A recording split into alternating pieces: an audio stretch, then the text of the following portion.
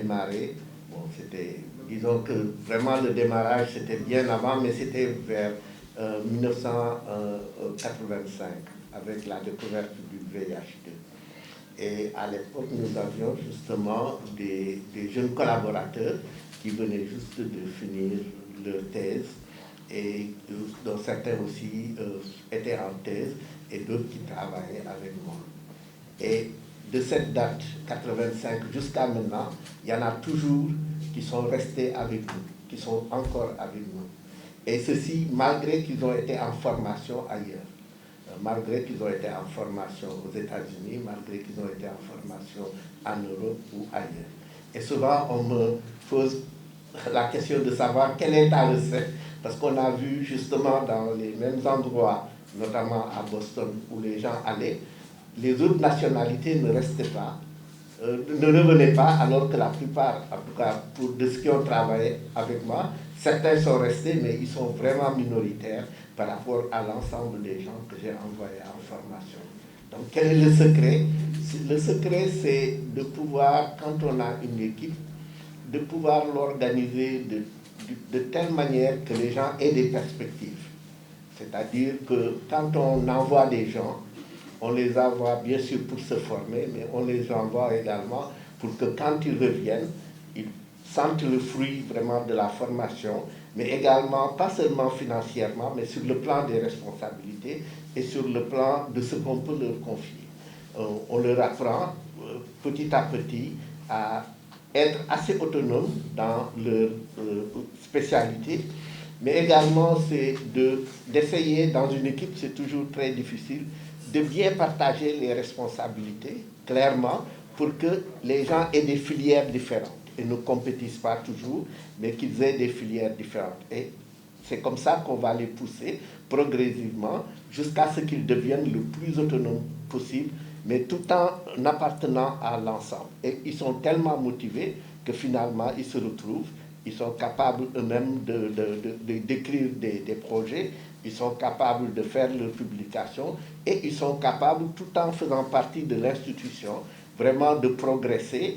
Et c'est comme ça qu'en tout cas, nous avons vu. Donc, c'était vraiment l'idée de la création de l'IRSF, d'ailleurs, pour vraiment faire en sorte également, ça c'est important, qu'ils trouvent quand même dans les institutions, à leur retour, des conditions de travail qui soient assez comparables à ce qu'ils avaient ailleurs. Le désir de la plupart des gens que je vois, des Africains que je vois, c'est pas de vivre en France ni de vivre aux États-Unis, hein, pas du tout. Hein. Ils préfèrent leur pays, hein. Ils trouvent que c'est mieux ici. Et donc il faut trouver maintenant la jonction à un moment pour trouver une place pour eux. Alors un des éléments de la place, bien sûr, c'est les outils, les pôles technologiques. C'est le cas ici, c'est-à-dire que les gens peuvent faire de la science de niveau international, compétitif ici, parce que les outils y sont et parce que les capacités y sont.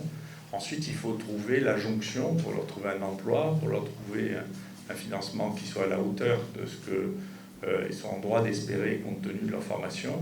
Et tout ça, bien sûr, sont des éléments sur lesquels il faut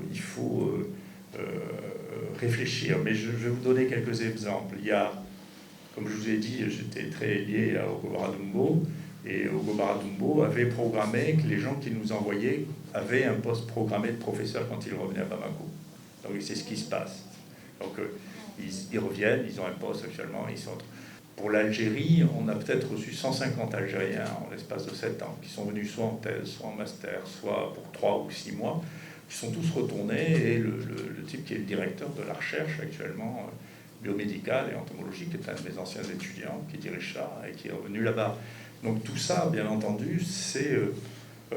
les choses sont faites, c'est bien, on forme les gens, ensuite il faut que les gens puissent s'aimer, vous ne pouvez pas obliger les gens, il y a des gens qui décident. Chez moi, j'ai des gens qu'on a nommés comme professeurs ou maîtres de conf de 13 nationalités différentes que j'ai fait nommer moi.